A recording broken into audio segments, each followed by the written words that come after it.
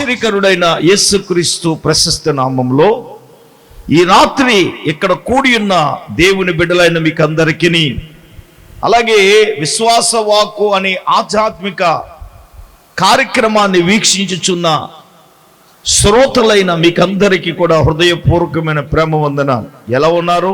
మీరు బాగున్నారా? మీరు బాగుండాలని మానకమ అనుదిన ప్రార్థనలు, వ్యక్తిగత ప్రార్థనలు మేము జ్ఞాపకం చేసుకుంటూ ఉన్నాం. ఒక విషయాన్ని మీకు చెప్తున్నాను. పోయిన జూలై 1వ తారీఖు నుంచి 40 దినాలు ఉపవాస ప్రార్థనలు ప్రారంభించబడ్డాయి. కాబట్టి మీరు చాలామంది ఫోన్ కాల్ చేస్తున్నారు, మీ ప్రార్థన అవసరం మాకు తెలియపరుస్తున్నారు. తప్పకుండా మీ ప్రార్థనలు మేము జ్ఞాపకం చేసుకుంటున్నామనే విషయాన్ని నేను మీకు జ్ఞాపకం చేస్తూ ఉన్నాను. కేవలం మీరు మాత్రమే విని ఊరుకోవటం కాదు, అనేక మందికి ఈ యొక్క కార్యక్రమాన్ని పరిచయం చేయండి. ఎందుకంటే మీరే విని ఆశీర్వదించబడడం కాదు, ఉన్నవాళ్ళు కూడా విని ఆశీర్వదించబడునట్లుగా ఈ కార్యక్రమాన్ని అనేక మందికి పరిచయం చేయాలని ప్రభు పేరట మనవి చేస్తున్నాను. ఇంకేమీ ఆలస్యం చేయకుండా దేవుని వాక్యాన్ని మనం ధ్యానం చేద్దాం. పరిశుద్ధ గ్రంథమైన మీ బైబిల్ చేత పట్టుకోండి, శ్రద్ధగా కూర్చోనండి. అటు ఇటు తిరగకుండా కూర్చుని శ్రద్ధగా దేవుని మాటలు ఆలకించాలని ప్రభు పేరట మీ అందరికీ కూడా నేను మనవి చేస్తున్నాను. ఇది సుపరక్ష రాత్రి గనుక, అంటే రేపు ప్రభు వల్ల మనము తీసుకోబోతున్నాం. ప్రభు వల్ల రక్షించబడి బాప్తిస్మం తీసుకున్న ప్రతి ఒక్క వ్యక్తి కూడా ప్రభు వల్లక ముందు ఖచ్చితంగా సిద్ధపాటు అనేది కావాలి. ఏమండి, ప్రభు వల్ల తీసుకునే ముందు సిద్ధపాటు లేకుండా ప్రభు వల్ల తీసుకోకూడదు. ఇది క్రీస్తు రక్తము చేత కడగబడిన ప్రతి ఒక్క విశ్వాసి తన దైనందిన జీవితంలో తెలుసుకోవలసిన విషయం. అది మంచిది పిల్లరా. ఇంకా ఆమె ఆలస్యం చేయకుండా ప్రభు వల్ల తీసుకునే ముందు ఆత్మీయంగా సిద్ధపడడం అనేది చాలా ప్రాముఖ్యమైనది. చూడండి, కొరింథీయులకు రాసిన మొదటి పత్రిక 11వ అధ్యాయం 28వ వచనాన్ని మొట్టమొదటిగా మనం ఏం చేయాలో తెలుసా? ప్రభువు వల్ల సమీపించే మనము చదవండమ్మా. 11:28. కాబట్టి ప్రతి మనుషుడు తను తాను పరీక్షించుకొనవలెను. అలాగు చేసి ఆ రొట్టెను తిని ఆ పాత్రలోనిది తాగవలెను.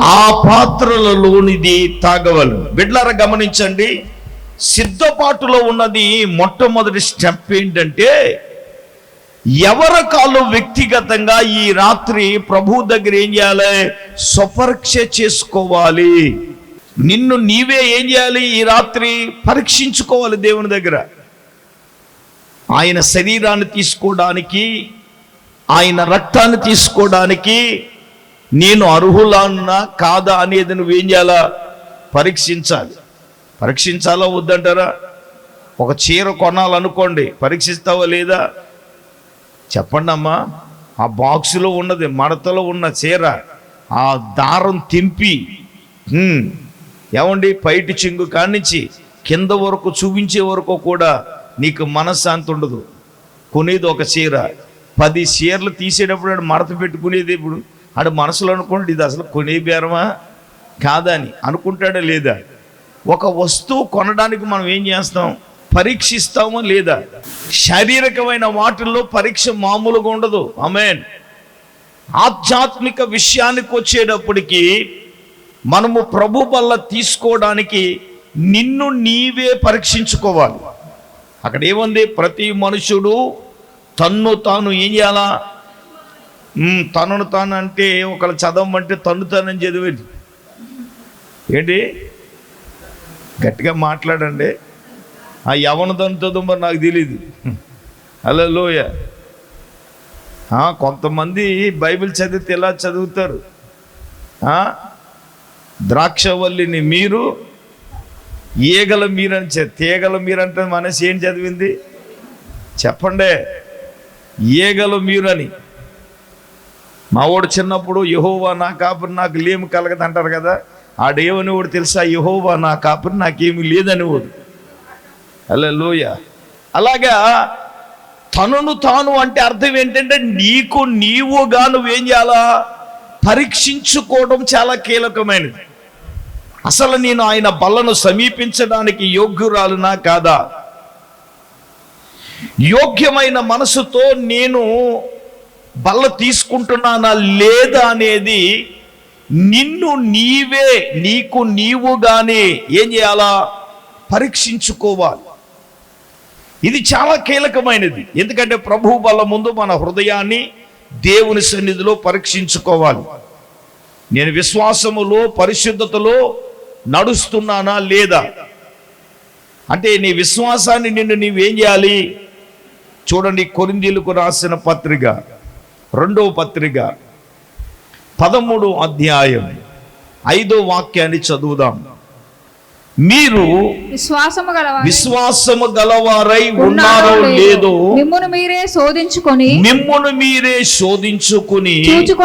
చూచుకొనండి. మిమ్మును మీరే పరీక్షించుకోండి. చాలండి.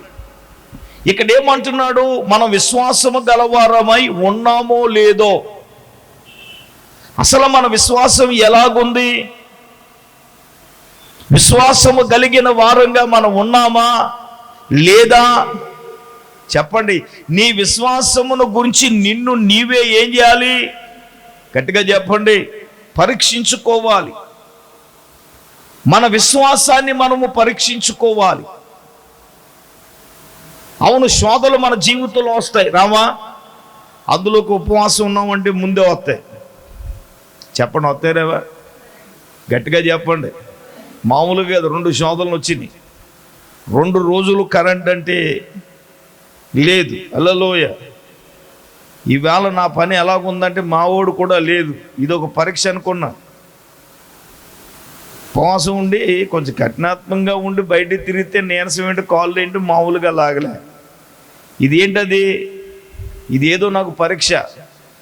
అందులోకి ముందు ఆయన వచ్చి, అబ్బాయి ఈ వైర్ మొత్తం పనికిరాదు, తీసేయండి అన్నాడు. అసలే కరువులో అధిక మాసం అన్నట్టు ప్రార్థన చేసుకుంటున్నాం. ఈ లోపల వెంకటేష్కి ఫోన్ చేశాను. బాబు నువ్వు రారా అంటే కుర్రోని పంపించాను. అయ్యగారు వైర్ అంతా బాగుంది, మార్చక్కలేదు. అమ్మయ్య అనుకున్నాను. దేవునికి స్తోత్రం.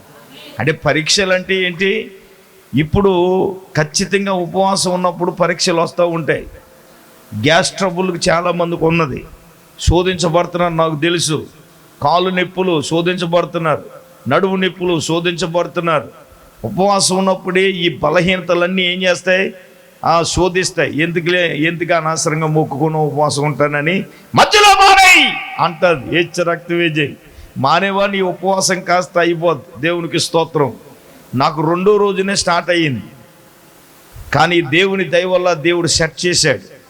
ఇవన్నీ ఏంటో చెప్పిన పరీక్షలు. విశ్వాసాన్ని పరీక్ష. నువ్వు నిలబడతావా లేదా? శోధనలో నిలబడతావా నువ్వు లేదా? బాధల్లో నిలబడతావా లేదా? కష్టాల్లో నిలబడతావా లేదా అనేది ఏం జరుగుతుంది? మనకి పరీక్షలు ఉంటాయి. చదువుకునే వాళ్ళు వీళ్ళందరూ గాలికి తిరిగేస్తారు. రక్తం వేజీ. ఎగ్జామ్స్ టైంలో పరీక్షలు అనగానే పిల్లలకు ఉన్నంత టెన్షన్ మామూలుగా ఉండదు.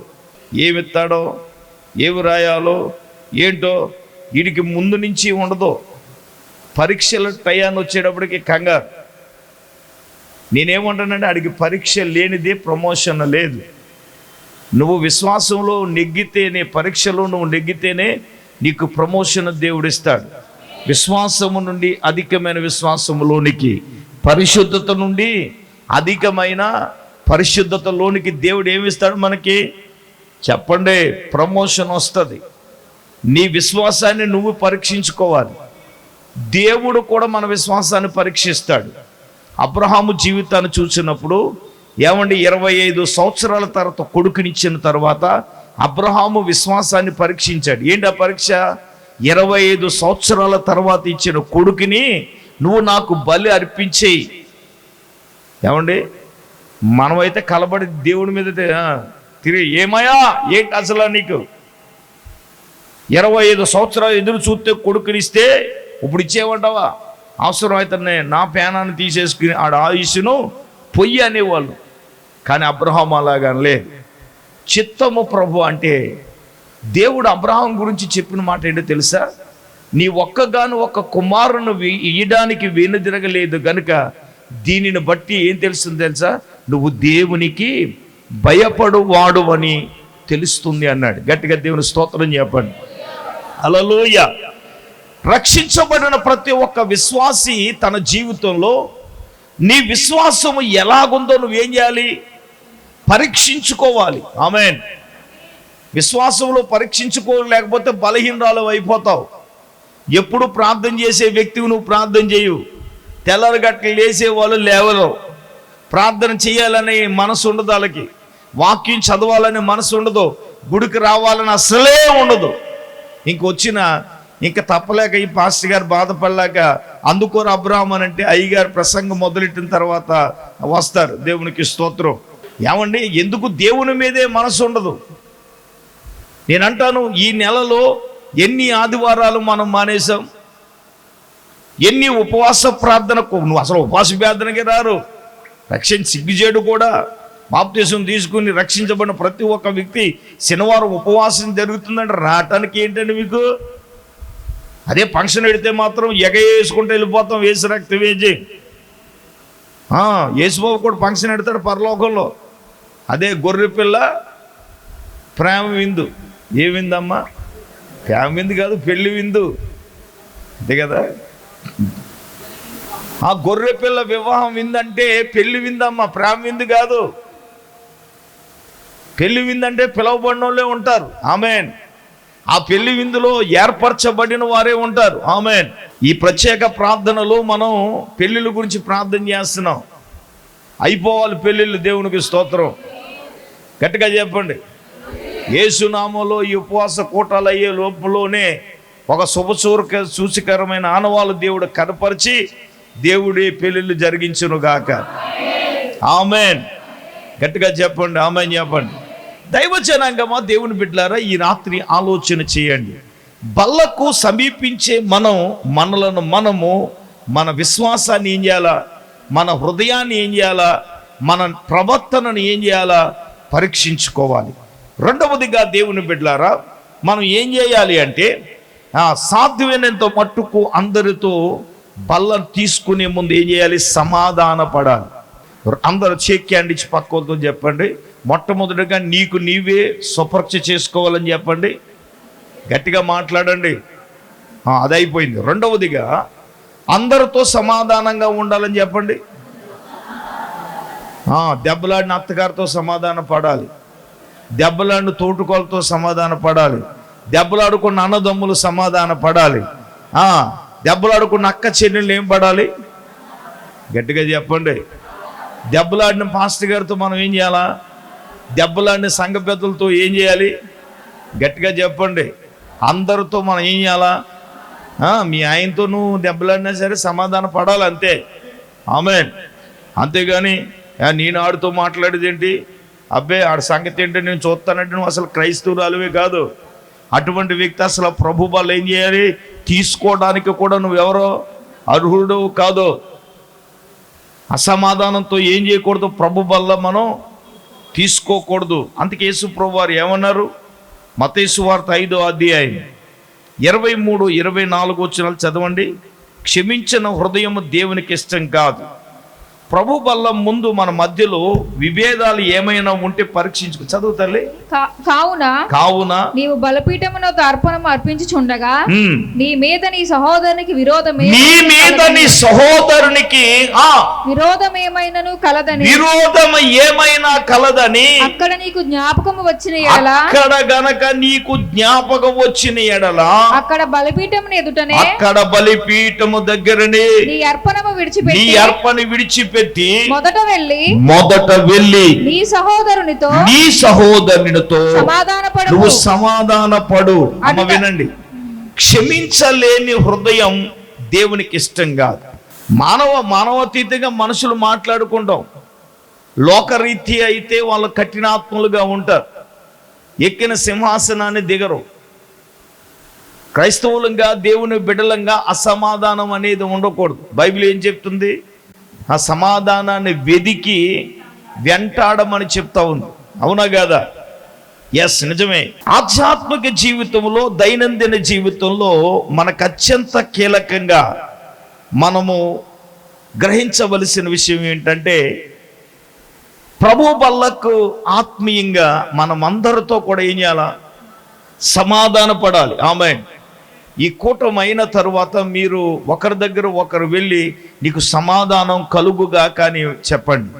ముఖ్యంగా నువ్వు ఎవరితో విభేదంగా ఉన్నావో, ఎవరితో మాట్లాడకుండా ఉన్నావో, ఎవరితో నీకు సమాధానము లేదో ఆ వ్యక్తి దగ్గరికి వెళ్ళి ఏం చేయాలి? నువ్వు గట్టిగా చెప్పండి.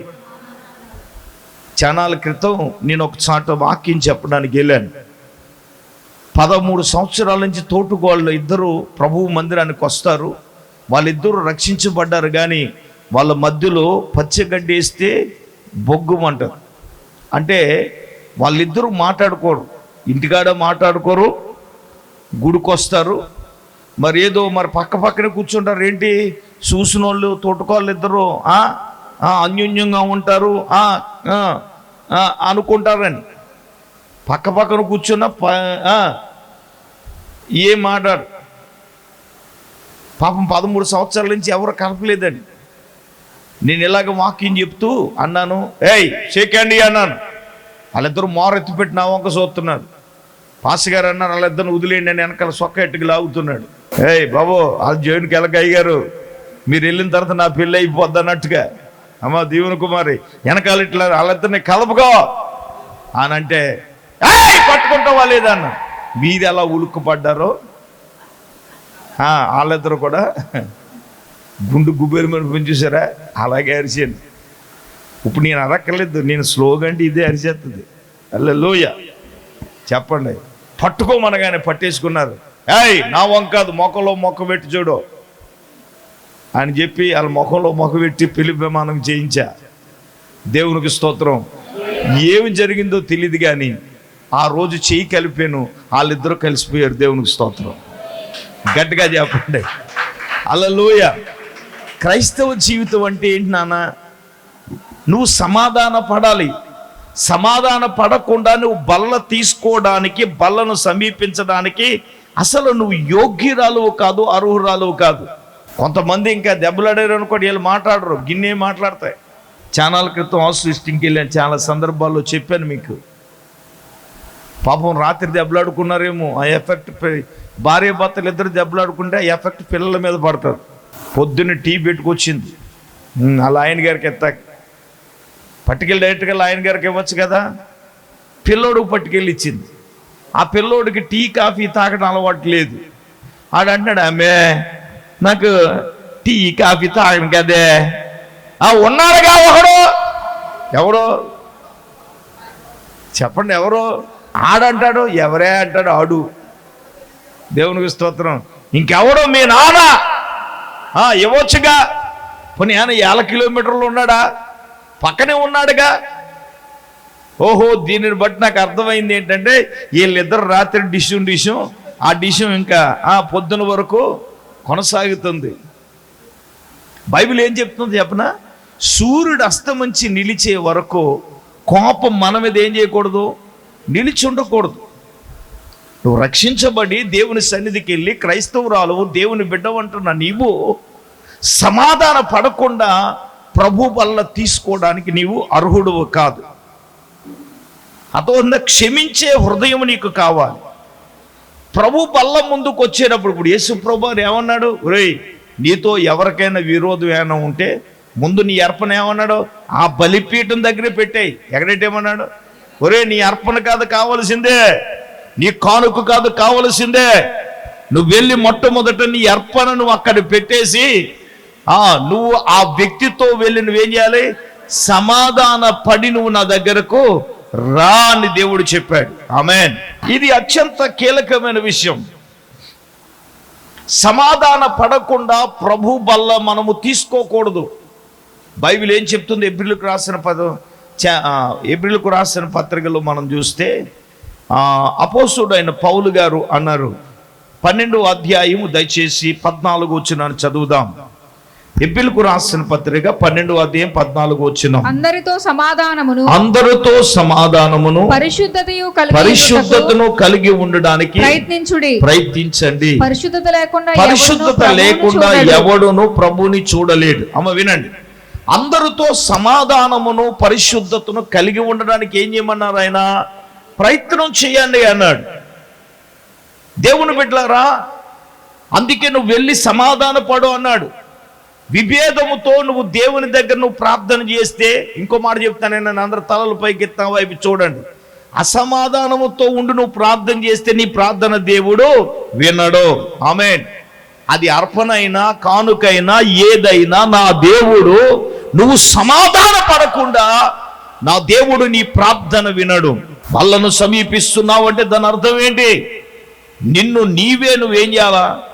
సమాధాన పడాలి. ఆమేన్. సరే, సమయం అవుతుంది కాబట్టి మనం ముందుకు వెళ్దాం. మూడవదిగా దైవ జనాంగ మా దేవుని బిడ్డలారా, మనం ఏం చేయాలి అంటే దేవుని సాన్నిధ్యాన్ని చేరి, దేవుని మందిరములో మనము చేరి మనం ఏం చేయాలి అంటే మనము చేసిన అతిక్రమాలు పాపాలు ఒప్పుకొని ఏం చేయాలి? మనం విడిచిపెట్టాలి. మూడవదిగా బైబిల్ చెప్తుంది, అతిక్రమములు దాచిపెట్టువాడు వర్ధిల్లడు గాని దాన్ని ఒప్పుకొని విడిచిపెట్టువాడు ఏం పొందును? కనికరాన్ని పొందుతాడు. మూడవదిగా ఈ రాత్రి మనము సుప్రక్ష వచ్చాంగా, దేవుని సన్నిధికి వచ్చాం కదండి. అయ్యా, నేను చూపు ద్వారా కానీ, మాట ద్వారా కానీ, తలంపుల ద్వారా కానీ, క్రియల ద్వారా కానీ ఒకవేళ నేను ఏ పాపమైనా చేసి ఉంటే, తండ్రి నీ సన్నిధిలో నా పాపాన్ని నేనేం చేస్తున్నాను? చెప్పండి గట్టిగా. ఒప్పుకొనుచున్నాను. ఇదిగో నా పాపముల నుంచి నన్ను విడిపించండి యేసయ్యా, నా పాపముల నుంచి విడిపించండి నాయనని. ఇక్కడ వచ్చేంతకేళ ఒప్పుకున్న దాన్ని మనం ఏం చేయాలి? విడిచిపెట్టాలి.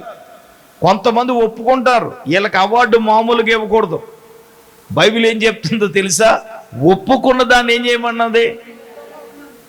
ఎలా ఒప్పుకుంటారో తెలుసా? గోడ మీద బల్లి లాంటి దాన్ని నాయన, పెంట మీద. నేను ఎప్పుడు చెప్తాను, ఒక ఆవిడని వాక్యానికి ముందు ప్రార్థన చేయమంటే ఈవిడ ప్రార్థన చేస్తుంది, పాపుల్లో ప్రథమ పాపిని నాయన అంటే, వాళ్ళ మనవరాలని, అవును ప్రభా. మళ్ళీ గోడ పాపిని నాయన అంటే, అవును నాయన. నేను అపవిత్రురాలు నాయన అంటే, అవును ప్రభా, మా అమ్మ అపవిత్రురాలు నాయన. ఆ పిల్ల ఏకేమిస్తుందిగా. ఇవన్నీ ఏంటి? ఘోర పాపనని ఈవిడ ఒప్పేసుకుంది. అసలు నేను అంటాను, దేవుని సన్నిధిలోకి వచ్చిన తర్వాత, నీ పాపాలను ఒప్పుకున్న తర్వాత, మారు మనసు పొంది బాప్తీసం తీసుకున్న తర్వాత ఇంక నువ్వు ఘోర పాపి ఎలాగవుతావు? ఇవన్నీ ఒప్పుకోవడమే. బైబిల్ ఏం చెప్తుందో తెలుసా? నువ్వు దేనినైతే ఒప్పుకున్నావో ఒప్పుకున్న దానిని నువ్వేం చేయాలి? విడిచిపెట్టమని దేవుని వాక్యం చెప్తుంది. ఆమేన్. మనం ఒప్పుకున్న పాపాలు దేవా నువ్వు క్షమించమని విడిచిపెడతానని అనుకుంటే, నా దేవుడు ఖచ్చితంగా నేనేం చేస్తాడు? నీ పాపముల నుంచి నిన్ను విడిపించి పవిత్రపరుస్తాడు. అర్థమవుతుందా? దేవుని దగ్గర మన దోషాలు ఒప్పుకోకుండా, దాన్ని విడిచిపెట్టకుండా నువ్వు బల్లను సమీపిస్తే తీసుకుంటే, నేను అంటాను, అయోగ్యంగా ఉంటే నువ్వు వెళ్ళిపో, అసమాధానంగా ఉంటే వెళ్ళిపో. నీ పాపాన్ని ఒప్పుకోకపోతే నువ్వు తీసుకోవద్దని నేను చెప్తాను. కానీ ఆ ఎడావుల్లో నా మాట ఎవరో పట్టించుకోరు. పీకోసిన మేకలాగా నేను ఆడతారు కానీ ఎడావుడే ఏసు రక్తవేజీ కూర్చోండి, లైన్లో కూర్చోమని అనకుండా ఏం చేస్తారండి వీళ్ళు? చెప్పడు మరి.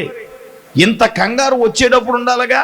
అమ్మా బల్ల తీసుకుందాం, లైన్లో కూర్చోండి అని అయ్యగారు అనాలి. అయ్యగారు అనకుండానే దడికట్టేస్తారు. ఎంత కంగారండి! ఈ కంగారు సుప్రక్ష ప్రార్థనకు ఉందా? ఏమంటే దేవుని దగ్గర అడగాల? హలో, దేవుని దగ్గరకు వచ్చి నీ అతిక్రమము దోషం ఏదైనా, దావీదు గారు అన్నాడు, ఇస్సోపుతో నన్ను కడుగయ్యా, హిమము కంటే నన్ను తెల్లగా. పాట మాత్రం పాడేస్తావు, దేవునికి స్తోత్రం, సూపరం, అందులో మామూలు కాదు. దైవజనాంగ మా దేవుని బిడ్డలారా, మూడవదిగా మనము దోషములు అపరాధములు దేవుని దగ్గర ఏం చేయాలి? మనం ఒప్పుకోవాలి. ప్రభు దగ్గరికి రాకుండా ఏ పాపం నిన్ను అడ్డగిస్తుంది? బైబిల్ ఏం చెప్తుందో, నీ దేవునికి నీకు మధ్యలో అడ్డంగా ఉన్నాయేంటి? నీ పాపాలే కదా, మీ దోషాలే కదా. దేవునికి మనకి అడ్డంగా ఏ ఉన్నదో ఆ పాపాన్ని మనం ఏం చేయాలా? మనం తీసేసుకోవాలి. అడ్డు ఉంటే ఎలాగండి? చుట్టూ తిరిగి వెళ్ళాలిగా. చుట్టూ తిరిగే లోపల పుణ్యకాలం కాస్త ఏమవుతుంది? గడిచిపోతుంది. దేవునికి నీకు మధ్యలో ఉన్నది అడ్డగోడ ఏదైనా ఏం చేయాలా? అది యేసు నామములో నువ్వేం చేయాలి? దేవుడు తీసేసుకోవాలి. ఆమేన్. అది తొలగించేసుకోవాలి. అది ఎలా జరుగుతుందో తెలుసా? దేవుని ఎదుట నీ అతిక్రమములు దోషములను ఒప్పుకొని విడిచిపెట్టినప్పుడే అవన్నీ ఏమవుతాయి? తొలగిపోతాయి. ఆమేన్. చెప్పండి, ఆమేన్ చెప్పండి. ఉదయకాలం వాగ్దానంలో ఒక మాట జ్ఞాపకం చేశాడు. ఏంటో తెలుసా? నీ మీద ఉన్న నిందలని నేనేం చేసేస్తాను? తీసేస్తాను అన్నాడు, తొలగించేస్తాను అన్నాడు. కారణం ఏంటో తెలుసా? నీ కన్నుల యొక్క ప్రతిభాస్ప బిందువును నేనేం చేస్తాను? తుడిచి వేస్తానని ప్రభు మాట్లాడాడు. దైవ జనాంగమా, దేవుని బిడ్డలారా, ఈ రాత్రి ప్రభు సాన్నిధ్యంలో, ప్రభు సన్నిధిలో ఉన్న మనం నీ దోషములు, నీ అతిక్రమాలు, నీ పాపాలు దేవుని ఎదుట ఒప్పుకుంటున్నావా లేదా అనేది నేను మనం గమనించాలి. సరే, సమయం అవుతుంది కాబట్టి దయచేసి 4వ విషయానికి మనం వెళ్దాం. 4వ విషయం ఏంటంటే, 1 కొరింథీ రాసిన పత్రిక 11వ అధ్యాయం దయచేసి 29వ వాక్యాన్ని మనం చదువుకుందాం. ప్రభు శరీరం అని వివేచింపక, అమ్మ వినండి, ప్రభు యొక్క శరీరం అని వివేచింపక తిని త్రాగువాడు తనకు శిక్షావిధి కలుగుటకే తిని త్రాగుచున్నాడు. చూడండి, 4వదిగా ఇది ప్రభు యొక్క శరీరం అని ఏం చేయాలి మనం? ప్రభు యొక్క శరీరం అని గుర్తించాలి. ప్రభు శరీరం అని వివేచించి ఏం చేయాలి? మనం తీసుకోవాలి. నేను ఎప్పుడు ఒకే మాట చెప్తాను, మీ చేతిలో ఉన్నది ఆయన శరీరం అని. వింటారా మాట? ఇప్పుడు వింటాం కాదు, అక్కడ వినాల. దేవునికి స్తోత్రం. నేను ఎప్పుడు చెప్తా ఉంటాను, ఏంటి?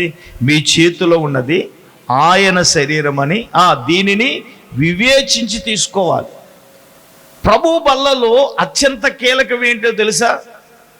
ఇది ఆయన శరీరం అని ప్రతి ఒక్కరూ కూడా వారి దైనందిన జీవితంలో వివేచించి తీసుకోవడానికి ప్రతి ఒక్క వ్యక్తి కూడా సంసిద్ధం చెందాలి. ప్రభు యొక్క శరీరం అని మనం గుర్తించకపోతే, అక్కడ ఏమన్నాడు? అది ప్రభు యొక్క శరీరం అని వివేచింపకుండా మనము పాల్గొంటే అదేంటి? చాలా డేంజర్, ప్రమాదం. అది ఎందుకు? వాడు ప్రభు యొక్క శరీరమును గూర్చి, రక్తమును గూర్చి ఏమవుతాడు? ఆయన అపరాధి అవుతాడు. అది ఏ రొట్ట అనే దానికి కూడా ఒక మాట చెప్తున్నాడు. అది గోధుమతో చేయాలా, మైదాతో చేయాలా, దేంతో చేయాలా, అది మనకు అనవసరం. అది రొట్టు ఏదైనా మనము ఆయన శరీరం అని ఏం చేయాలా? జ్ఞాపకము చేసుకోవడానికి. ఎవడో చెప్పాడు, ఆడేదో అట్టేస్తాడంట. అది గోధుమ పిండితో కానీ మైదా పిండితో కానీ చేసింది కాదు. మరి అక్కడ అదే దొరుకుతుంది. అది రొట్టె కాదు, అదేంటి చెప్పండి? ప్రభు శరీరం అని దాన్ని మనం ఏం చేయాలా? ప్రభు శరీరం మీద కాన్సన్ట్రేషన్ చేయదు. అది గోధుమతో చేసారా, మైదాతో చేసారా, ఉప్పు వేసారా, తీపి వేసారా, అది దేంతో చేస్తే మనకేంటి?